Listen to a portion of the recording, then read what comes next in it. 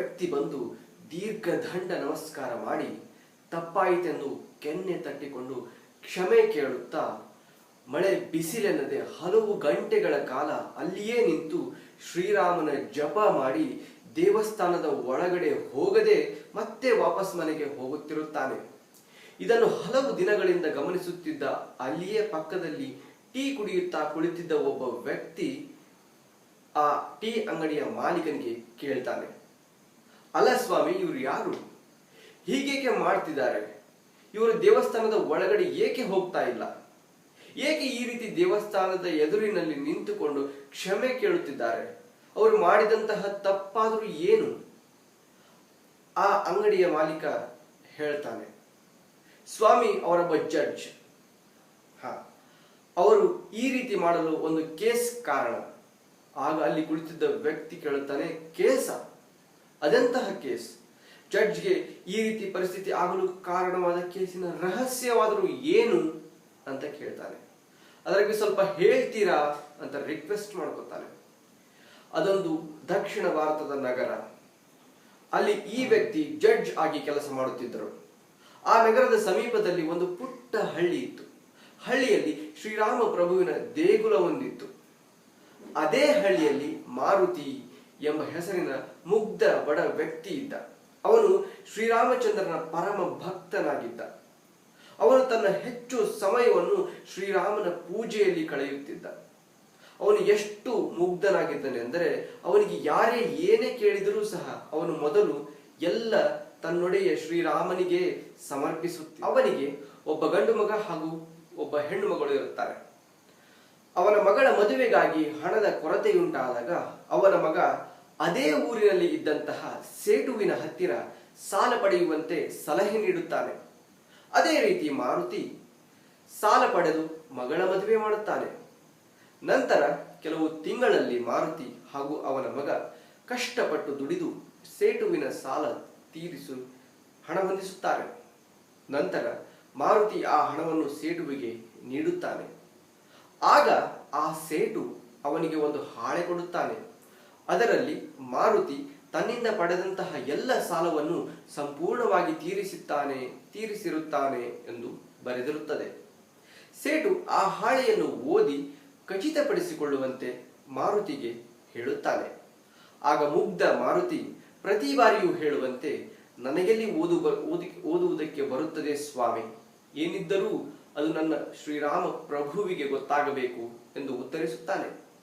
ಇದನ್ನು ಕೇಳಿದ ಸೇಟುವಿನ ಮನಸ್ಸಿನಲ್ಲಿ ಅತಿಯಾಸೆ ಉಂಟಾಗುತ್ತದೆ. ಸೇಟು ಮಾರುತಿಗೆ ಯಾವುದೋ ಒಂದು ಕೆಲಸ ಹೇಳಿ ಹಾಳೆಯನ್ನು ಬದಲಾಯಿಸಿ ಅವನ ಕೈಗೆ ಕೊಡುತ್ತಾನೆ. ಆ ಬದಲಾಯಿಸಿದ ಹಾಳೆಯಲ್ಲಿ ಇವನು ಸಾಲದ ಅರ್ಧ ಭಾಗವನ್ನು ಮಾತ್ರ ತೀರಿಸಿದ್ದಾನೆ ಎಂದು ಬರೆಯಲಾಗಿರುತ್ತದೆ. ಮಾರುತಿ ಅದೇ ಹಾಳೆಯನ್ನು ತೆಗೆದುಕೊಂಡು ಮನೆಗೆ ಹೋಗುತ್ತಾನೆ. ಕೆಲವು ದಿನಗಳ ನಂತರ ಸೇಟು ಮಾರುತಿಯ ಮೇಲೆ ಕೇಸ್ ಹಾಕುತ್ತಾನೆ. ನಂತರ ಮಾರುತಿಯನ್ನು ಕೋರ್ಟಿಗೆ ಹಾಜರುಪಡಿಸಲಾಗುತ್ತದೆ. ಆಗ ಅವನು ತನ್ನಲ್ಲಿದ್ದ ಹಾಳೆಯನ್ನು ತೋರಿಸುತ್ತಾನೆ. ಅದರಲ್ಲಿ ಇವನು ಕೇವಲ ಸಾಲದ ಅರ್ಧ ಭಾಗವನ್ನು ಮಾತ್ರ ತೀರಿಸಿದ್ದಾನೆ ಎಂದು ಬರೆಯಲಾಗಿರುತ್ತದೆ. ಇದನ್ನು ಜಡ್ಜ್ ಓದಿ ಹೇಳಿದಾಗ ಮಾರುತಿ ಬಿಕ್ಕಿ ಬಿಕ್ಕಿ ಅಳಲು ಪ್ರಾರಂಭಿಸುತ್ತಾನೆ. ಹಾಗೂ ಎಂದಿನಂತೆ ತನಗೇನು ಗೊತ್ತಿಲ್ಲ ಸ್ವಾಮಿ, ಏನೇ ಗೊತ್ತಿದ್ದರೂ ಅದು ನನ್ನ ಪ್ರಭು ಶ್ರೀರಾಮನಿಗೆ ಗೊತ್ತು ಎಂದು ಹೇಳುತ್ತಾನೆ. ಜಡ್ಜ್ ಸ್ವಲ್ಪ ದಯಾಳು ಆಗಿದ್ದರಿಂದ ಮಾರುತಿಯ ಮುಗ್ಧತೆಗೆ ಒಂದು ಅವಕಾಶ ನೀಡಲು ಕೇಸನ್ನು ಮುಂದೂಡುತ್ತಾರೆ. ನ್ಯಾಯಾಲಯದ ಸಮಯದ ನಂತರ ಮಾರುತಿಯನ್ನು ಕರೆಸಿದ ಜಡ್ಜ್, ನೀನು ಆ ವ್ಯಕ್ತಿಗೆ ಸಾಲ ಹಿಂದಿರುಗಿಸುವಾಗ ನಿಮ್ಮಿಬ್ಬರ ಹೊರತುಪಡಿಸಿ ಅಲ್ಲಿ ಬೇರೆ ಯಾರಾದರೂ ಇದ್ದರಾ ಎಂದು ಕೇಳುತ್ತಾರೆ. ಆಗ ಮಾರುತಿ ಎಂದಿನಂತೆ, ಸ್ವಾಮಿ, ನನಗೇನು ತಿಳಿದಿಲ್ಲ, ನಮ್ಮಿಬ್ಬರನ್ನು ಬಿಟ್ಟು ಅಲ್ಲಿ ಇದ್ದದ್ದು ನನ್ನ ಶ್ರೀರಾಮ ಪ್ರಭು ಮಾತ್ರ ಎನ್ನುತ್ತಾನೆ. ಜಡ್ಜ್ಗೆ ಮಾರುತಿ ಹೇಳಿದ ಪ್ರಭು ಶ್ರೀರಾಮ ಅವರ ಊರಿನ ಹಿರಿಯ ವ್ಯಕ್ತಿಯಾಗಿರಬಹುದು ಎಂದೆನಿಸಿ ಅವರು ಮಾರುತಿಗೆ ಹೋಗಲು ತಿಳಿಸಿ ತಾವೇ ಸ್ವತಃ ಆ ಊರಿನ ಪ್ರಭು ಶ್ರೀರಾಮ ಎಂಬ ವ್ಯಕ್ತಿಗೆ ಬಂದು ಕೋರ್ಟಿಗೆ ಹಾಜರಾಗಿ ಸಾಕ್ಷಿ ಹೇಳಬೇಕಾಗಿ ಒಂದು ಪತ್ರ ಬರೆಯುತ್ತಾರೆ. ಪೋಸ್ಟ್ಮನ್ ಆ ಪತ್ರವನ್ನು ಹಿಡಿದುಕೊಂಡು ಊರೆಲ್ಲ ಅಲೆಯುತ್ತಾನೆ. ಆದರೆ ಅವನಿಗೆ ಪ್ರಭು ಶ್ರೀರಾಮ ಎಂಬ ವ್ಯಕ್ತಿ ದೊರೆಯುವುದೇ ಇಲ್ಲ. ಕೊನೆಗೆ ಅಲೆದು ಸುಸ್ತಾಗಿ ದಿಕ್ಕು ತೋಚದಂತಾದಾಗ ಅದೇ ಊರಿನ ಒಬ್ಬ ವ್ಯಕ್ತಿ ಇಲ್ಲಿ ಪ್ರಭು ಶ್ರೀರಾಮ ದೇವರ ದೇವಸ್ಥಾನವಿದೆ ಎಂದು ಹೇಳುತ್ತಾನೆ. ನಂತರ ಸಂತೋಷಗೊಂಡ ಆ ಪೋಸ್ಟ್ಮನ್ ಮಾರುತಿ ಪ್ರತಿದಿನ ಪೂಜೆ ಸಲ್ಲಿಸುತ್ತಿದ್ದಂತಹ ದೇವಸ್ಥಾನಕ್ಕೆ ಹೋಗುತ್ತಾನೆ. ಅಲ್ಲಿದ್ದ ಪೂಜಾರಿಯ ಕೈಗೆ ಪತ್ರವನ್ನು ಕೊಟ್ಟು ಅವನ ರುಜುವನ್ನು ಸಹ ಪಡೆಯುತ್ತಾನೆ. ಪೂಜಾರಿಯು ಸಹ ಪತ್ರವನ್ನು ಪಡೆದು, ಪ್ರಭು ಇನ್ನು ಮುಗ್ಧ ಮಾರುತಿಗೆ ಸಹಾಯ ಮಾಡುವುದಿದ್ದರೆ ಅದು ನೀವೇ ಎಂದು ಆ ಪತ್ರವನ್ನು ಶ್ರೀರಾಮ ಪ್ರಭುವಿನ ಪಾದದಲ್ಲಿ ಇಟ್ಟು ಪೂಜಿಸುತ್ತಾನೆ. ಮುಗ್ಧ ಮಾರುತಿಯ ಶುದ್ಧ ಭಕ್ತಿಯನ್ನು ಸೋಲದಂತೆ ಕಾಯುವ ಹೊಣೆ ನಿಮ್ಮದೇ ಎಂದು ಭಕ್ತಿ ಭಾವದಿಂದ ಕೇಳಿಕೊಳ್ಳುತ್ತಾನೆ. ನಂತರ ಕೋರ್ಟಿನಲ್ಲಿ ಹಾಜರಾಗುವ ದಿನ ಬಂದೇ ಬಿಡುತ್ತದೆ. ಜಡ್ಜ್ ಮಾರುತಿಗೆ, ನಿನ್ನ ಪ್ರಭು ಶ್ರೀರಾಮ ಎಲ್ಲಿರುವರು ಎಂದು ಕೇಳುತ್ತಾರೆ. ಮಾರುತಿ, ಅವರು ಸರ್ವಾಂತರ್ಯಾಮಿ, ಎಲ್ಲಿ ಬೇಕಾದಲ್ಲಿ ಇರುತ್ತಾರೆ, ಇಲ್ಲಿಯೇ ಎಲ್ಲೋ ಇರಬಹುದು ಎಂದು ಹೇಳುತ್ತಾನೆ. ಆಗ ಜಡ್ಜ್ ಪ್ರಭು ಶ್ರೀರಾಮನನ್ನು ಕರೆಯುವಂತೆ ಆಜ್ಞಾಪಿಸುತ್ತಾರೆ. ಜಡ್ಜ್ ಹೇಳಿದಂತೆ ಪ್ರಭು ಶ್ರೀರಾಮ, ಪ್ರಭು ಶ್ರೀರಾಮ, ಪ್ರಭು ಶ್ರೀರಾಮ ಎಂದು 3 ಬಾರಿ ಕರೆಯಲಾಗುತ್ತದೆ. ಆಗ ಸೂರ್ಯ ತೇಜಾರವಿಂದ ಹೊಂದಿರುವಂತಹ ಒಬ್ಬ ವಯಸ್ಸಾದ ವ್ಯಕ್ತಿ ಸ್ವಲ್ಪ ಬಾಗಿದ ಸೊಂಟ ಹಿಡಿದುಕೊಂಡು ಕೋಲು ಊರುತ್ತಾ ಶುದ್ಧ ಬಿಳಿಯ ವಸ್ತ್ರಗಳನ್ನು ಧರಿಸಿಕೊಂಡು ಬಿಳಿಯ ದಾಡೆ ಮೀಸೆಗಳನ್ನು ಬಿಟ್ಟುಕೊಂಡು ನಾಮ ಹಾಗೂ ತುಳಸಿಯ ಮಾಲೆಯನ್ನು ಧರಿಸಿಕೊಂಡು ಬಂದು ನಿಧಾನವಾಗಿ ಕಟಕಟೆಯಲ್ಲಿ ನಿಲ್ಲುತ್ತಾರೆ. ಆಗ ಜಡ್ಜ್ ಆ ವ್ಯಕ್ತಿಯನ್ನು ಉದ್ದೇಶಿಸಿ, ಮಾರುತಿ ಹಣವನ್ನು ತೀರಿಸುವಾಗ ನೀವು ಸಹ ಅಲ್ಲಿ ಇದ್ದೀರಾ ಎಂದು ಕೇಳುತ್ತಾರೆ. ಅದಕ್ಕೆ ಆ ವ್ಯಕ್ತಿ ಹೌದು ಎಂದು ಉತ್ತರಿಸುತ್ತಾರೆ.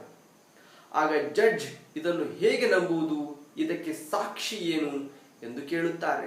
ಆಗ ಆ ವ್ಯಕ್ತಿ ಆ ಸೇಟುವನ್ನು ಇಲ್ಲಿಯೇ ಇರುವಂತೆ ಹೇಳಿ ಅವನ ಮನೆಗೆ ಸಿಪಾಯಿಗಳನ್ನು ಕಳಿಸಿ ಅಲ್ಲಿ ಅವನು ಮಲಗುವ ಕೋಣೆಯಲ್ಲಿರುವ 3 ತಿಜೋರಿಗಳಲ್ಲಿ ಮಧ್ಯದಲ್ಲಿರುವ ತಿಜೋರಿಯ ಕೆಳಭಾಗದಲ್ಲಿ ಹಸಿರು ಬಣ್ಣದ ಪುಸ್ತಕದ 18ನೆಯ ಪೇಜಿನಲ್ಲಿ ಮಾರುತಿ ಸೇಟುವಿಗೆ ಹಣ ಪೂರ್ತಿ ಸಂದಾಯ ಮಾಡಿರುವ ಬಗ್ಗೆ ಬರೆಯಲಾಗಿದೆ ಎಂದು ಹೇಳುತ್ತಾರೆ. ಜಡ್ಜ್ ಇದನ್ನು ಪರೀಕ್ಷಿಸಿದಾಗ ಅದು ಅವರು ಹೇಳಿದಂತೆಯೇ ಪ್ರತಿಯೊಂದು ಇರುತ್ತದೆ. ಜಡ್ಜ್ ಈ ಮೂಲಕ ಮಾರುತಿಯನ್ನು ನಿರಪರಾಧಿ ಎಂದು ಘೋಷಿಸಿ ಹಾಗೂ ಸೇಟುವಿಗೆ ದಂಡ ವಿಧಿಸುವ ಮೂಲಕ ಕೇಸನ್ನು ಮುಗಿಸುತ್ತಾರೆ. ಕೇಸಿನ ನಂತರ ಜಡ್ಜ್ ಮಾರುತಿಯನ್ನು ಕರೆದು, ನಿಮ್ಮ ಪ್ರಭು ಶ್ರೀರಾಮ ಎಲ್ಲಿರುತ್ತಾರೆ ಎಂದು ಕೇಳುತ್ತಾರೆ. ಅವರು ನಮ್ಮೂರಿನ ದೇವಸ್ಥಾನದಲ್ಲಿ ಇರುತ್ತಾರೆ ಎಂದು ಹೇಳುತ್ತಾರೆ. ಆಗ ಆಶ್ಚರ್ಯಗೊಂಡ ಜಡ್ಜ್, ಆ ದೇವಸ್ಥಾನ ಅವರೇ ಕಟ್ಟಿದ್ದ ಎಂದು ಹೇಳುತ್ತಾರೆ.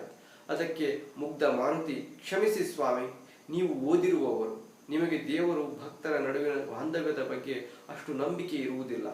ಅವರು ಮತ್ಯಾರೂ ಅಲ್ಲ, ಗುಡಿಯಲ್ಲಿರುವ ಶ್ರೀರಾಮಚಂದ್ರ ಪ್ರಭು ನನ್ನ ದೇವರು ಎಂದು ಹೇಳುತ್ತಾನೆ. ನಂತರ ಜಡ್ಜ್ ಪೋಸ್ಟ್ಮನ್ ಅನ್ನು ವಿಚಾರಿಸುತ್ತಾರೆ. ಆತ ಚೀಟಿ ಪಡೆದ ವ್ಯಕ್ತಿ, ಕೋರ್ಟಿಗೆ ಹಾಜರಾದಂತಹ ವ್ಯಕ್ತಿ ಬೇರೆ ಬೇರೆ ಎಂದು ಹೇಳುತ್ತಾನೆ. ಕುತೂಹಲ ತಡೆಯಲಾರದೆ ಜಡ್ಜ್ ತಾವೇ ಸ್ವತಃ ಊರಿಗೆ ಹೋಗಿ ಎಲ್ಲ ಸಂಗತಿಯನ್ನು ವಿಶ್ಲೇಷಿಸುತ್ತಾರೆ.